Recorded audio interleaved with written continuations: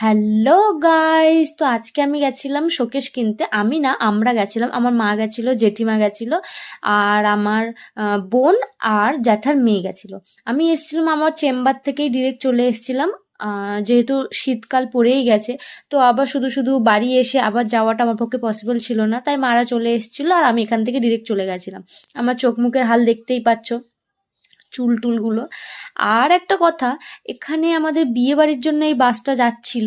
সেটার থেকে বড় কথা হলো যে এত যে বিয়ে বাড়ি পড়ছে সবার, আমার কেন পড়ছে না একটাও বিয়ে বাড়ি? মানে কেন? আমি জানি না কেন পড়ছে না। আর হ্যাঁ, সামনে একটা অবশ্য আছে, তবে একটাই বিয়ে বাড়ি। আমি শুনছি লোকেদের একদিনে করে দুটো বিয়ে বাড়ি, তিনটে বিয়ে বাড়ি, কিন্তু আমার আনফর্চুনেটলি একটাই বিয়ে বাড়ি, যেখানে আমার শাড়ি কেনা টেনা শুরুই হয়নি এখনো কিছু। তো ভালো লাগছে, বিয়ে হচ্ছে, লোক যাচ্ছে, শুধু আমিই যেতে পারছি না। তো আমাদের যে শোকেসটা কেনা হয়েছিল সেটা